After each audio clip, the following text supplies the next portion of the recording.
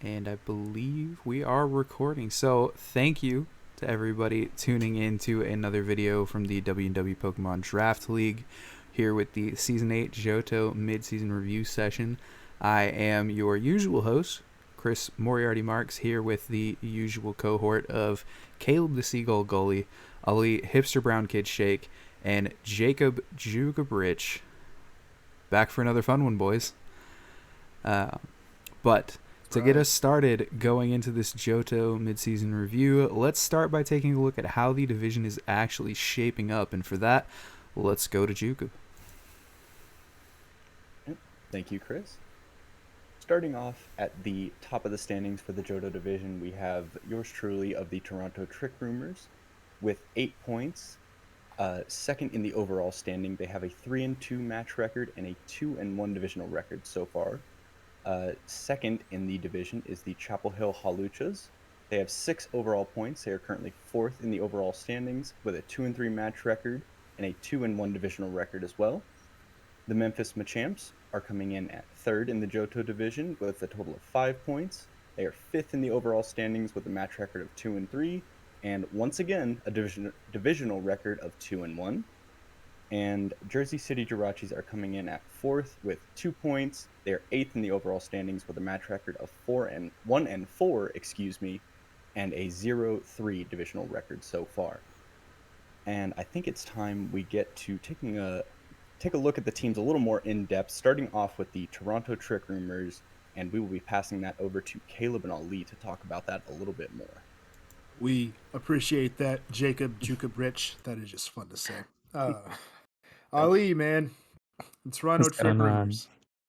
We have the Purple People Eaters. We have whatever color thing you can come up with here on this.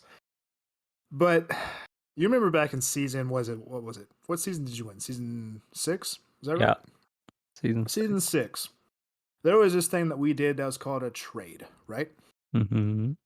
The Toronto Trick Rumors took that concept of a trade and decided to really, really explore it. And season 7, they went all out. I took their 2nd overall pick. Charlotte Charizards took their 3rd and 4th round picks. And this team definitely felt that come draft day, right? You were there. Chris was like, hey, I don't get to pick to the 5th round. It was fun. I'll see y'all like in an hour. This team leads the, free agency portal, if you will. As you can see, Urshifu Single Strike was not on this team. Tapu Fini not on this team. Excadrill brought on. Venusaur was also brought on. I believe, Chris, you might have to correct me on it.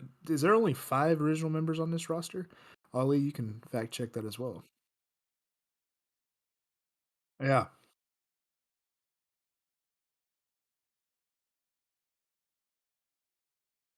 There you go.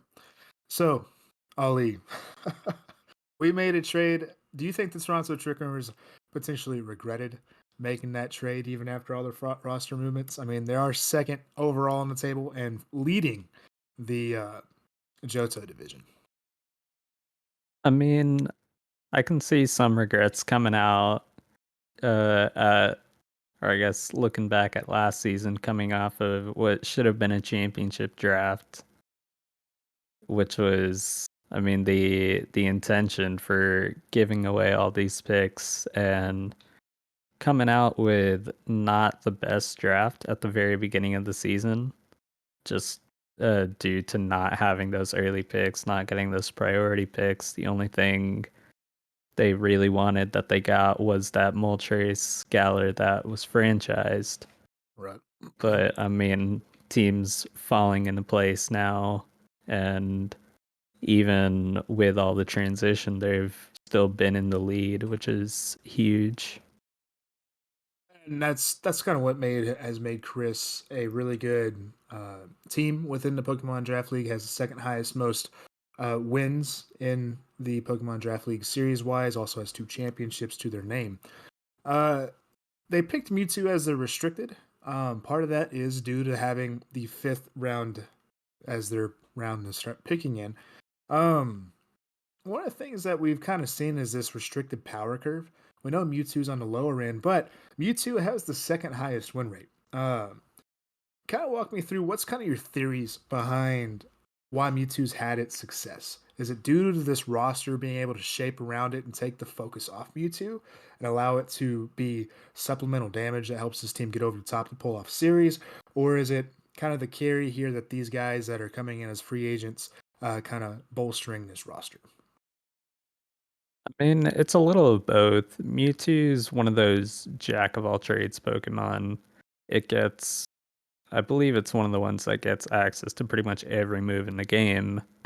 So it can kind of do whatever it wants, whether it wants to go physical or special with that absolutely disgusting special attack stat. It can cover any type it needs to. So it's always pretty safe. And I think the roster that's been built around it is both able to take like the supportive pieces are able to kind of take the reins and carry, or just take the focus off and let Mewtwo do the carrying. Yeah. And we've also seen this Mewtwo can be surprisingly bulky, which is kind of interesting to see that you don't normally think Mewtwo has a lot of bulk, but Toronto and what Chris has done is really kind of shown that this thing has a lot of different variety in what it can do. Some of the other things, you and I, we both been doing this for a long time. We've been playing, I guess, over in the draft league for over a year. This has been season 8. We've been played with a lot of different Pokemon, but something that Toronto's done really well, I think, in their free agency acquisitions is it's bringing back a lot of pieces that they're familiar with or they've played with in the past. Like Urshifu Single Strike goes back to a championship season when they had both Urshifus on the team before we did the split in the name clause. Venusaur, a definite favorite of the Toronto Trick Roomers. Braviary, the old mascot, even though it was not used, it was definitely near and dear to their heart. Sableye, something you and I both are familiar with. Salazzle, I don't think as anybody else has been able to use due to Toronto's love for it. And then, Doug Trio, tier 3 that he used last season that he's using in this season. So I think familiarity with this team has really helped it out a lot. And, being part of the draft league, I think you and I both would agree as to why that'd be part of the recipe of success. But with all this familiarity with the Pokemon it has, this team has a lot of modes. Actually really glad this is not part of our division because we see all 4 weathers active here. When you're looking at this Toronto Trick Roomer team, Ali, which weather mode are you most afraid of and why?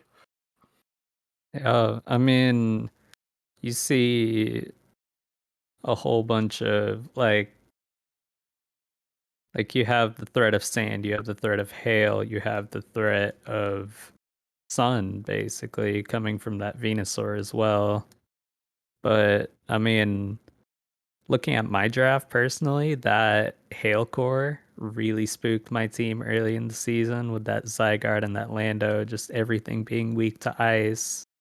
But I mean, now we see Excadrill doing that carrying in the sand, which is a major answer to 2 of the strongest restricteds, with that Zacian and that Xerneas threatening them both with stab and being able to outspeed them. It's a huge deal. And something we've seen in series play that Toronto's done is Excadrill and Tapu Fini being able to swap back and forth amongst themselves because what you want to hit with Excadrill, you really don't want to hit Tapu Fini with and vice versa. But one last thing I kind of want to touch on before we kind of move on with our different teams within this Johto division that we're not as familiar with, being part of the Galar division, is there's no Galarian Moltres here anymore. There was this huge roster move, probably what I would think is one of the bigger roster moves we've seen in Draft League history, with Urshifu Single Strike coming in to replace Galarian Moltres, and that thing's been part of their team ever since the franchise rule has been in place. And then in the same blockbuster move, there is a tier 3 that we are both familiar with that has been a part of every, feels like, off-season or free agency time period, is this Turtonator. Turtonator's back. Are you excited to see it? Do you think it has a place in this Series 10 format? Well, for the Turtonator, I think it gets a little bit more time to shine with that, with the lack of Dynamax, where it's just much more of a pain to get off the field, and it kind of gets to shine with some of its own abilities. It gets that shell trap that we've never really seen, and a big thing about it is making contact with it, and you can't really do that with a max move. So I mean, a Pokemon that's been pretty much on the bench at the beginning of every season, yet somehow shows up when you need that fire coverage or that dragon coverage. I think it's a solid piece, and Toronto's definitely practiced on it. Well, they've made the most free agency moves. There is a rumor within the draft league that they are the roster doctor, and that might be due to all the free agency moves and then them seeing pieces to be able to bring in and out as needed. Uh, I mean, that's kind of Toronto in a nutshell. Tough draft day, but they've come back, made some really good moves. They're top in their division, holding on with 2-1 division record there. Second overall on the table. They found success in a season that I don't think they believed they had success in, and you got to applaud them for that. And I think they can definitely make a run. With all that, Absolutely. yeah. With all that being said, Ollie, I'll let you take a back seat here. We got to pull in the Toronto Trick Room coach himself, Chris Moriarty Marks, as we move on to talk about the Chapel Haluchas, the reigning champions from Season 7 into Season 8, man. What do you think about this Chapel Halucha team, and what can they do moving forward? I think one thing they can certainly do is a lot of damage and a lot of swapping. One of the first things that draws your eye when you're looking at this Chapel Hill team is those tier 1s. Having double intimidating tier 1s is spooky to go up against if you don't have the right answers. I think every team has one of their carries minimum that is a physical attacker. It'd kind of be a weird draft if you didn't. And that just means that not only do you have to be worried about keeping your physical attackers ready to go against this dynamic duo, one of which gets parting shot in that Incineroar that we've seen so many times. This is just a lethal upper core that can do not only a lot of support work with those intimidates, but also a lot of damage while they're doing it. And that's what makes this Chapel Hill Halucha team really interesting. You have Groudon that is one of the better restricteds, I think. Entei obviously pairs really well with this Groudon. But that double intimidate, I want to focus in on this Gyarados specifically. This team has 2 lightning rods, and I think that's a little odd for one. You have Manectric and you have Seeking both carrying lightning rod on this team. Gyarados feels like it should be pretty safe. I mean, you have Groudon as a restricted, so not a lot of teams are going to bring electric into your team. You also have Tangrowth, which can also be a really good redirection, and then plus the Manectric and Seeking as lightning rods. I think this Pokemon as a free agency move definitely can make some moves. It can be a Moxie, it can be Intimidate. I think you can go more carry-oriented Gyarados, even though it's Series 10, especially with all this protection. I mean, do you have any thoughts there with how this Gyarados could potentially play? Yeah, I mean, I think it's a good offensive piece or defensive piece, right? It swaps into a lot of what these Pokemon don't want to be eating. So if you do bulk it, you can bring it in to just be a nuisance with these Intimidates and things like that. Or you can go for the Moxie variant, which we have already seen, and try to use it to carry. But I think you touched on one of the things that I want to talk about the most here, which is the Manectric, right? You look at this roster and you see a lot of really good, really interesting pieces. There's definitely a lot of power and heavy hitting in these upper portions. And while these lower tiers are clearly meant to be the supports to that, Manectric is a piece to me that just kind of stands out as a question mark. I'm not really sure what it's supposed to be doing here. Do you maybe have an idea or just something? Well, my whole thought process with this Manectric is that it is another lightning rod, which I think can be valuable. Because then it allows you to bring Cottony as your tier 4 if you're doing like something like Groudon, Entei, Gyarados, Corviknight with the Mirror Armor to keep Intimidates off you, and then Manectric Cottony if you need something along those lines. Now, am I in love with it? Not necessarily. Something that I think is a really good tier 3 that he has picked up. We know the Galarian Mr. Mime has been a key centerpiece since he's joined the league.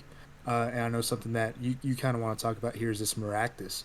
I think Maractus is an example of a really good Tier 3 addition to this team. And I think if you make a move on this Tier 3 Manectric slot, I think it could serve you potentially better.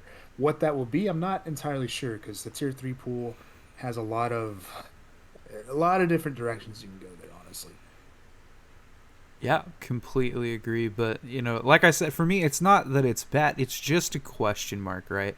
And especially with this new Circuitry edition, I think the more lightning rods, in my opinion, probably the worse, right?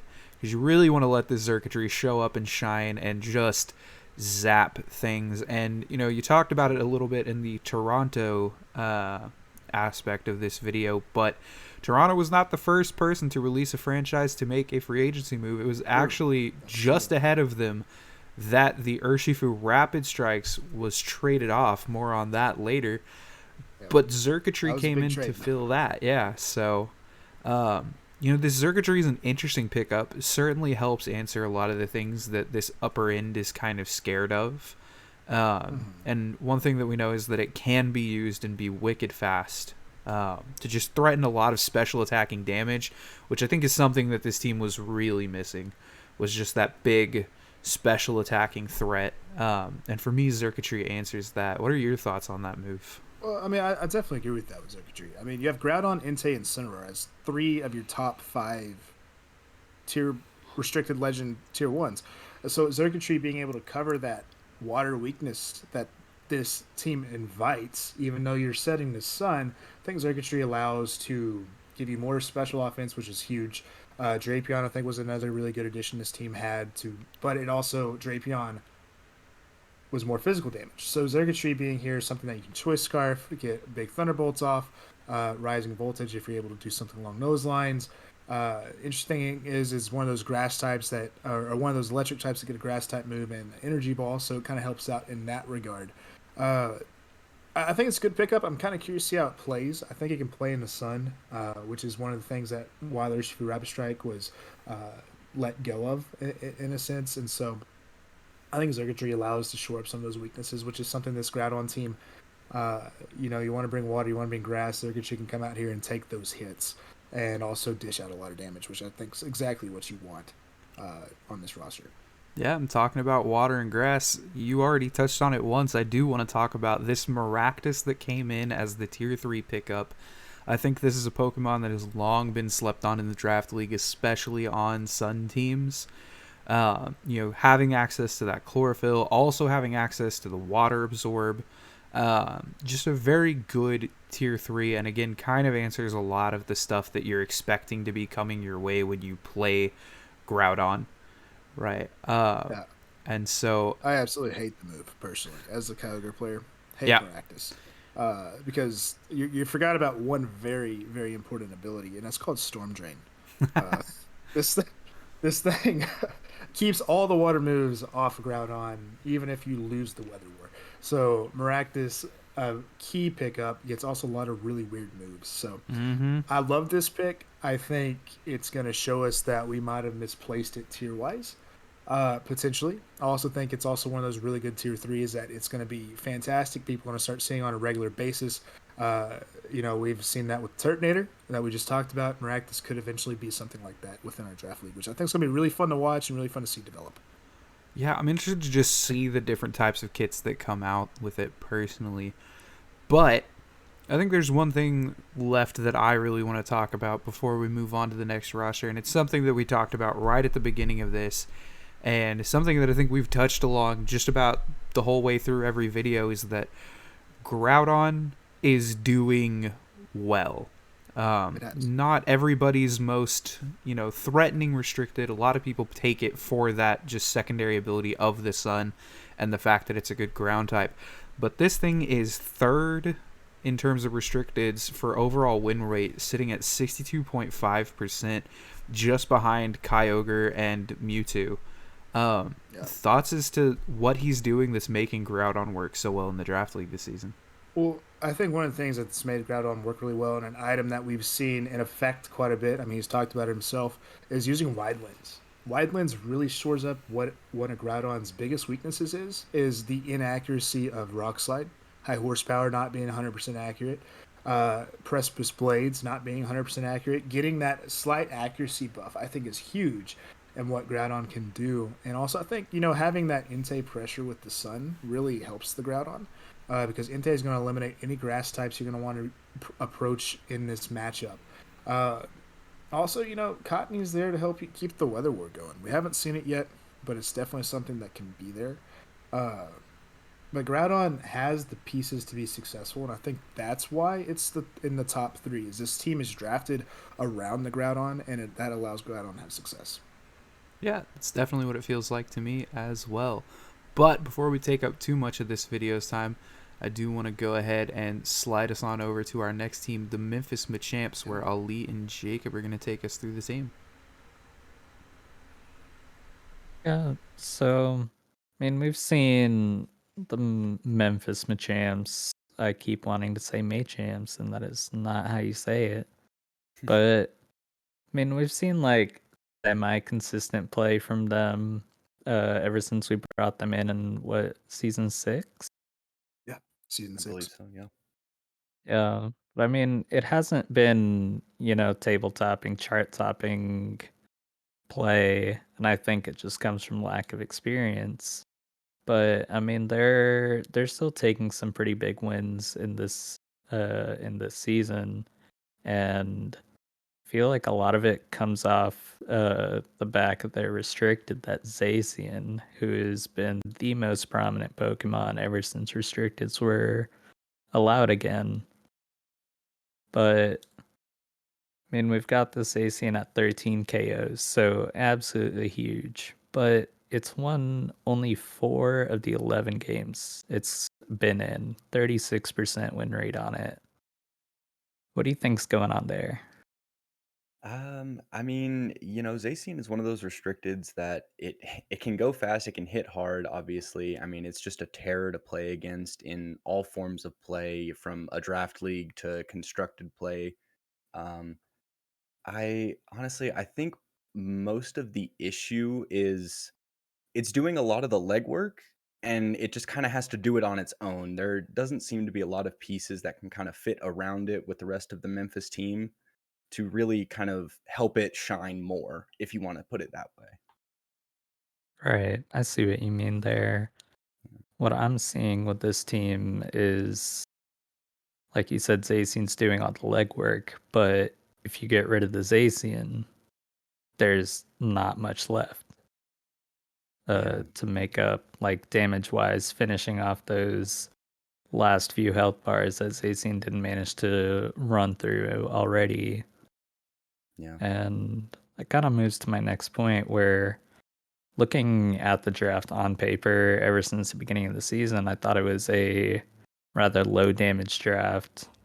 Um, some of those pieces have moved, which I'll get to in a second, but like we saw coming out of their tier ones, we have that Amoonguss, which very good support, but also Whimsicott. So both their tier ones are already used on support, and a lot of their lower tiers are also just big bulky Pokemon. That Quagsire, Toxapex, Rhydon, who has been putting in a lot of work, but again, not quite enough.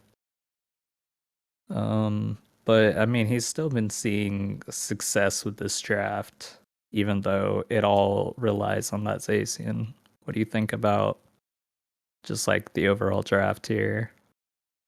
I mean, while the Rhydon has been putting in a good bit of work, like you said, a lot of it is just it's either supporting pieces or it's bulky Pokemon. I mean, you do have the Thunderous, which does have Defiant, which is a great ability, especially in Series 10, where Intimidate is such a big factor. Um, oh, please go. Sorry. Um, and recently getting that Urshifu in there as well, also to kind of bolster up the damage just a little bit more, to really help out there. But I mean, it's just mostly like you said, there's just a lot of damage that's kind of lacking from the lower tiers, and just really makes it a lot harder going forward. Right. Speaking of that Thundurus, that Defiant Thundurus, one thing we've seen a lot in like Series 10 ladder play is teams that'll run Zacian along with the Thundurus, or more commonly the Galarian Zapdos.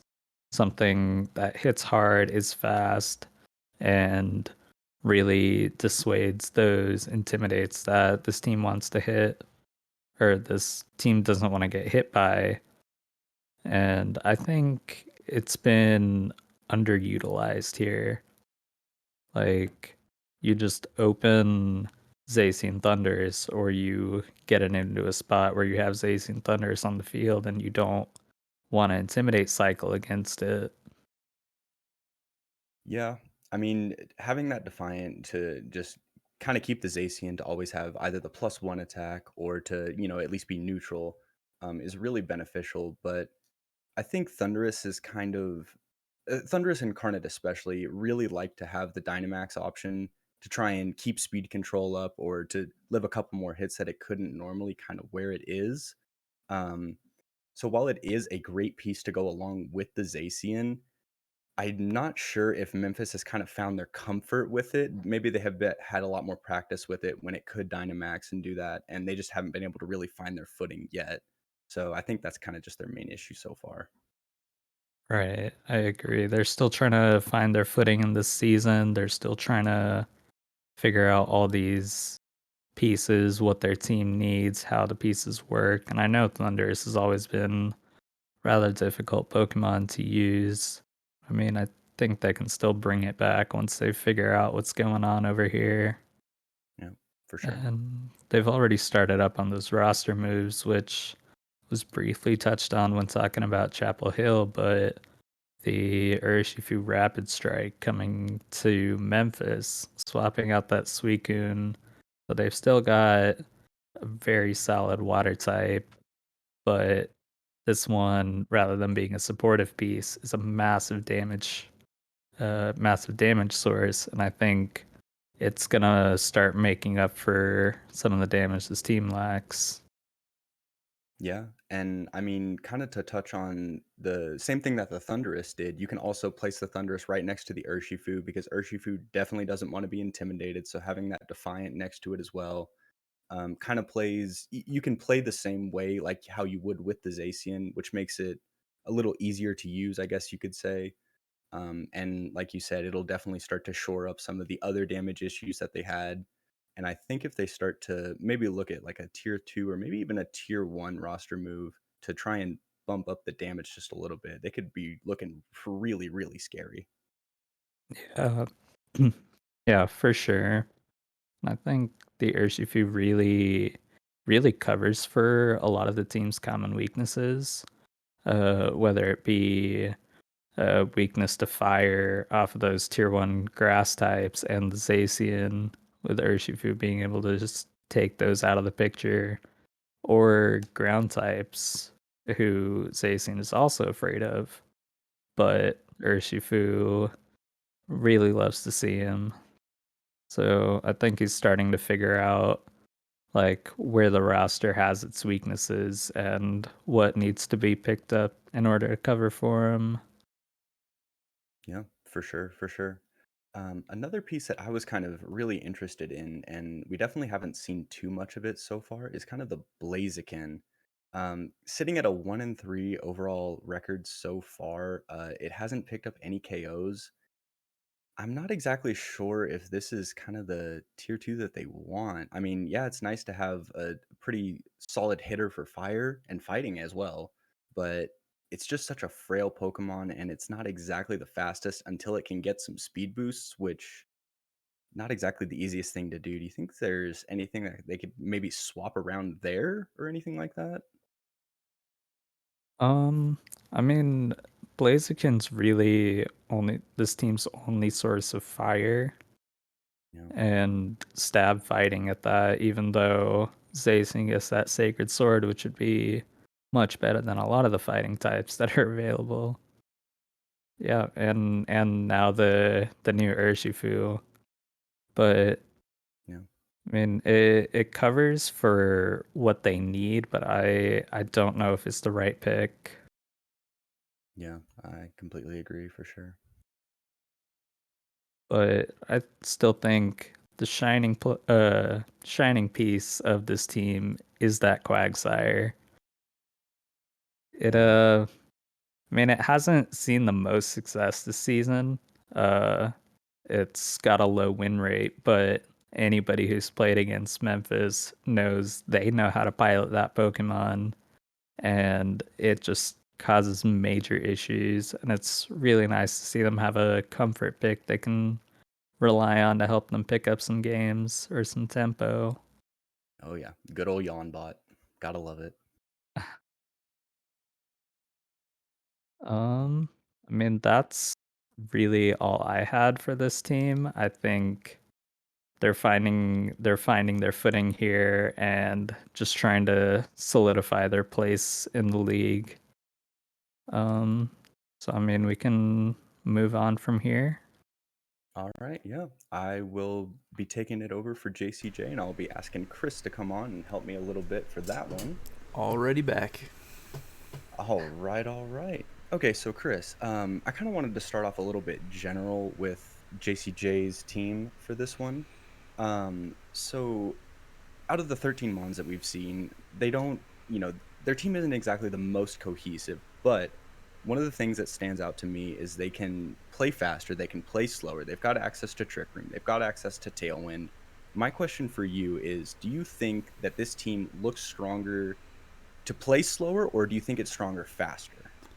I think that's one of the beauties of the draft league, and when you have a draft like this, and it's something I think that a lot of those of us that have been around for a while strive for, is the ability to pick and choose what's better for each matchup. And I think that's kind of honestly been the struggle in the earlier parts of this season for JCJ is they do have a good slow mode. They do have a good fast mode, and just identifying what the right one for the opponent in front of them is has been tricky. But we saw the gears are starting to turn better. They're starting to really assess those situations better and build correctly. I think you've got to be slightly more afraid of this team going slow, just because Rayquaza is not the fastest restricted. It's certainly what most people would classify as mid-speed in the current game. And Glastrier may not be Calyrex Ice, but in some ways that's better for it because now you're not scared of all those extra things that added Psychic type gives you. Yeah. So we've seen it before. I'm sure we'll see it again. If you get this Glastrier into a trick room scenario, it will absolutely tear things up, and it's so hard to get off the field. So I think that plus a Scavalier makes their Trick Room mode a little bit scarier, but we all know about the Talonfish opener and the horrors that come with that. Yes, for sure. And actually, to touch on the Dracovish just a little bit more, it's kind of become I guess you could say, the actual carry for the team, especially considering that the Rayquaza is the only restricted that has a 0% win rate so far. The Dracovish kind of really showing up and showing out. Do you think that's more of Alex just finding comfort with it and it being a little bit easier to use, or do you think it could be because of the team that he has so far? It's been harder to find success with other things other than the Dracovish. I think there's a whole lot to what's been going on for JCJ this season. And I think one of the things that just makes Dracovish look a little bit better is that you can really only outright deal with it using supportive stuff by dropping its attacking stats, either by Intimidate, Baby Doll Eyes, Charm, the like, or by whacking it with Fairy type, because it's really the only thing that's effective into it. Dragon Water, we've seen throughout the years in Pokemon, has just been a very good offensive and defensive typing. And I think the other Pokemon have just struggled because there's just that lack of synergy and swappability between them, which Dracovish has a little bit less of an issue with, right? If it's on the field, it can take some pretty decent hits, and it can also swap into a lot of things for, at worst, neutral damage. So that's looked pretty good for it and set it up for success, is what I think. Yeah, just a very, very strong standalone Pokemon, you could say. I think another interesting little thing, Alex has, or the Jersey City Jirachi has, they picked up their first win with a slower team. I believe it was against the Nashville Ninetales. I believe it was the Glastrier, the Dracovish, and the Lunatone to set up Trick Room. Kind of, not too crazy or anything. Made it pretty convincing, I would say. I mean, the dub for the first win, or excuse me, the Trick Room setup for the first win kind of makes it seem maybe this team could do a lot better with that. But like you said, depends on what matchup they're going into and all that. But this brings up another interesting point. They last season they had kind of the same trajectory where they were losing a little bit in the first half of the season. They were struggling there, and then they picked up that first win, and it was just the engine started blazing. They started just going off, and started to run even deep into the playoffs there. I mean, do you think that maybe it could happen again, even with this team? Please, God, no. But, I mean, the reality of it is, I think part of what helped them the last time was that they made a pretty aggressive roster move that people weren't really ready to deal with. And that was the part where they kind of figured out their team and how it had its identity around that. I think we're starting to see them figure out the identity here, but I think in order for them to go on another tear like that, there needs to be a move here or there that just kind of aligns the team and gives it a better identity. Because right now, I think that's the big struggle is there's not enough comfort, and even if there is, there's not enough of a unified identity that it makes it easy enough to team build. And as we saw in that one win that we've gotten from JCJ so far, part of it was also just playing out of their mind and making some really good reads and aggressive plays, and it was just the ability to do that and the ability to relax and just play better, I think, is going to be what this team needs to go on a tear like that. And that's just going to come down to their coach, and can he do it again? And again. Yeah. And again. And again, for sure. And he does have that Corsola that you oh so love.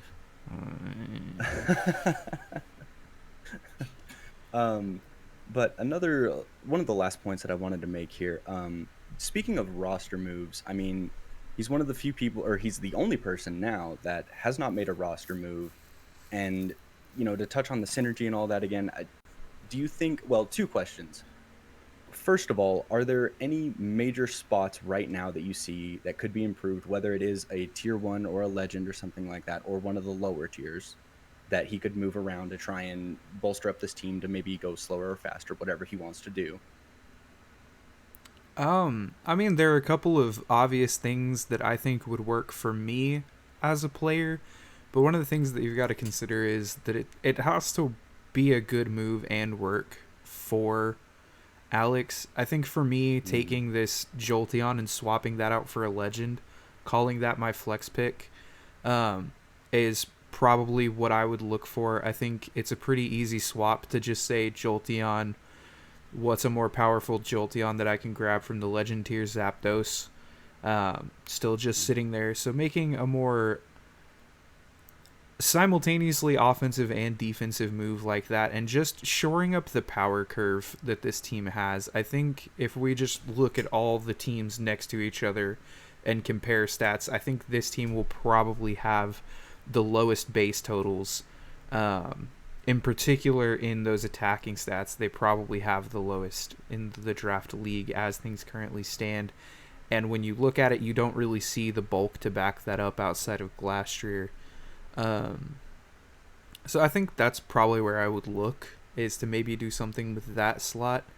My only other thought is maybe like this Wishy-Washy or the Gallade, but I don't really know what you could really do with those that would help personally. What about you? Do you see anything looking at this? Well, honestly, I had the same thoughts. I was really mostly focusing on the Gallade, but once again, I'm not exactly sure what he could do to what he could pick up to change that around, or what he would even like to go in that slot. I mean, for all we know, the Gallade may be his favorite. Yep, very true. But Um, but my final question, the Rayquaza, sitting at that 0% win rate.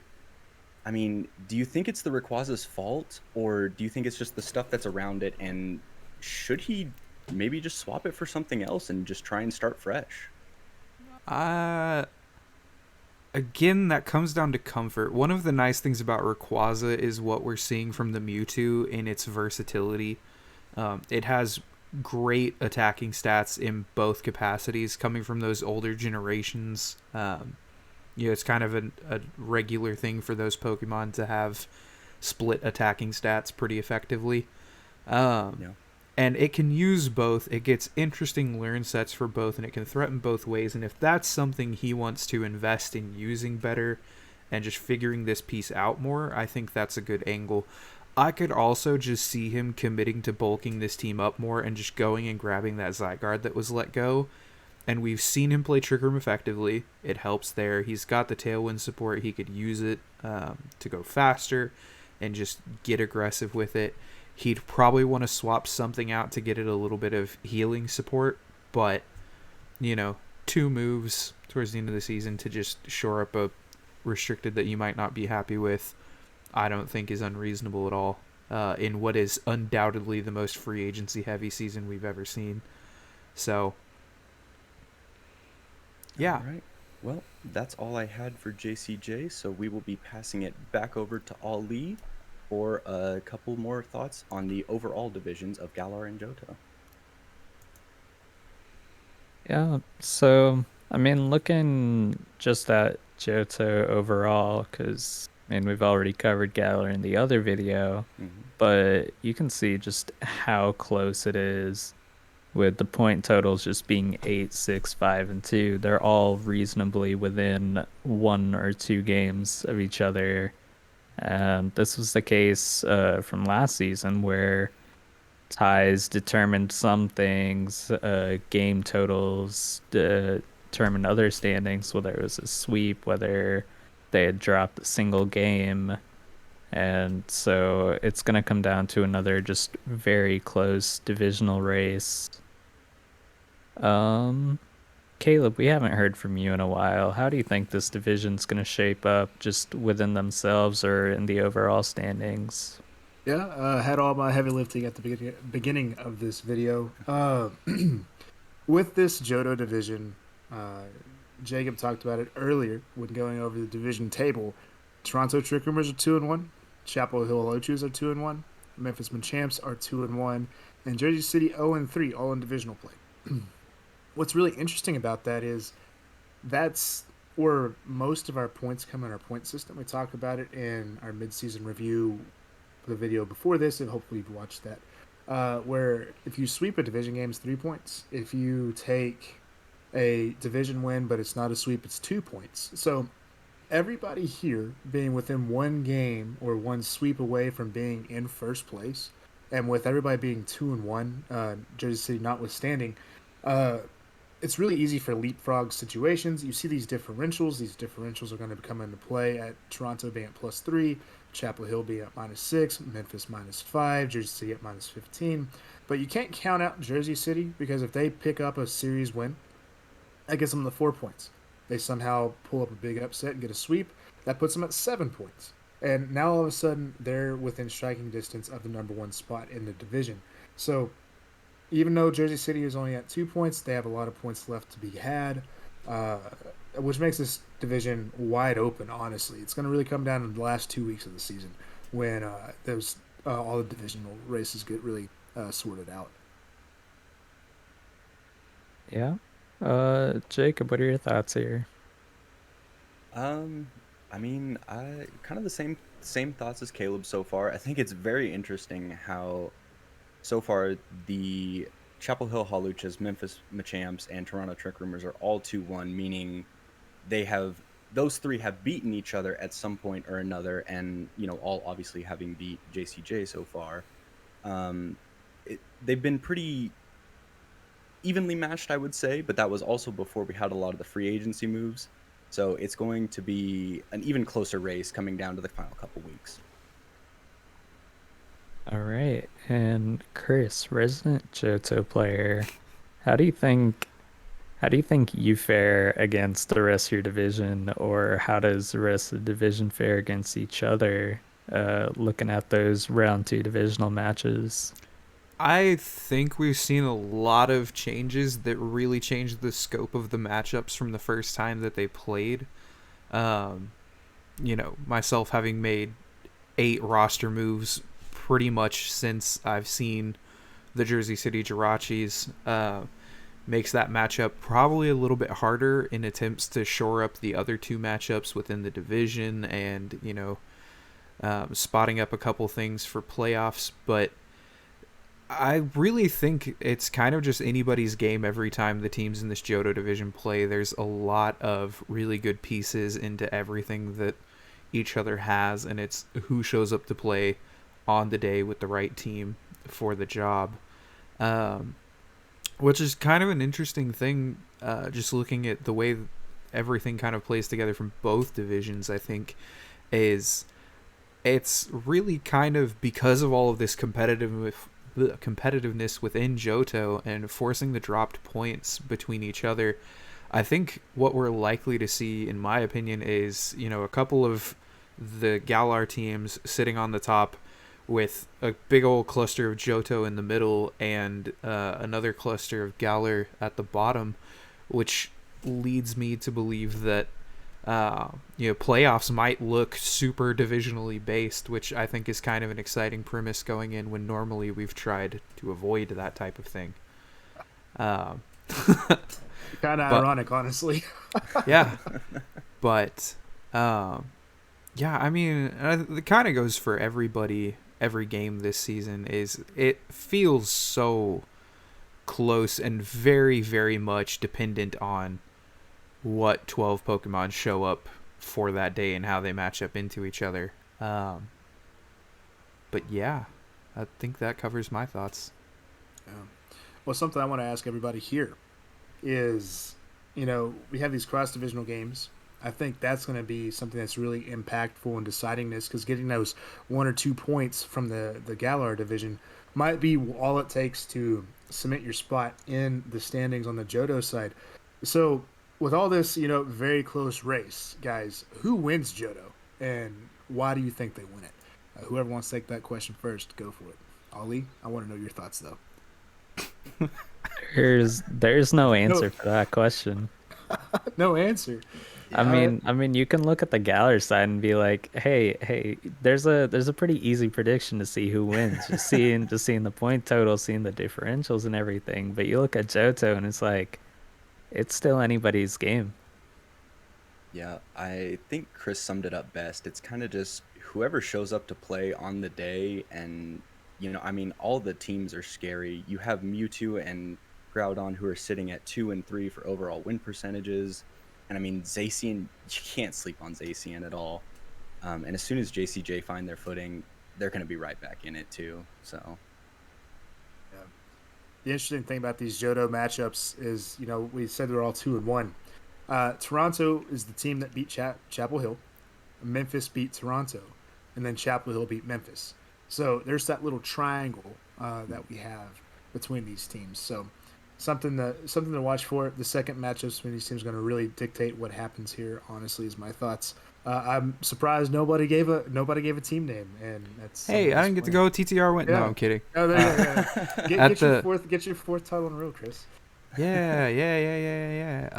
I mean, at the beginning of the season, I had it Memphis, Chapel Hill, Toronto, Jersey, and I think I'll amend that to say Chapel Hill, Memphis, Toronto, Jersey. I think Chapel Hill's starting to do the things they need to do to win the division. I think I'm in a good spot to do it if they're not ready to step up and take it from me. And I'd love to get another one. Y'all are going to have to come earn it. Well, but yeah, well, that's how I think it plays out. Yeah, fair. I'm willing to call somebody to win this, and I think it's ultimately going to come down to the differential. Ultimately, the differential for the teams. I think we might actually have a point tie, and it's going to come down to differential matchups. But I think this was going to really be Chapel Hill is who I'm thinking wins this, but it's going to come down to the second matchup against Toronto on who ultimately wins this division. If Chapel Hill shows up, overcomes the differential, and comes up with the points, they have a long road to go. But I think Chapel Hill has the pieces to make the moves. Just will Toronto hold them off? The old wily vet versus the newcomer. I'll be happy to. Predictions. But with that, I think we've done enough talking. This video's gone on long enough. So with the last moments we have here, I want to thank you guys for watching, coming back to catch yet another video. We'll be back with more later on in the season. Special shout out to our casting team here today. Caleb Siegel, Gulley, Ollie Hipsterbrownkid, Sheikh, Jakob, Jookeb, Rich. Feel free to catch us over on Twitch. Using those usernames, find us on YouTube, do whatever. But I also want to give a huge shout out to the other members of the league: Alex Ramy Lamb, Parker Daddy Wah, John Morpheus Moore, and Hampton Ham Park. Thank you guys for everything you do for the league and for showing up and playing your games. But with that, Yeah. Good lunch. Have fruit.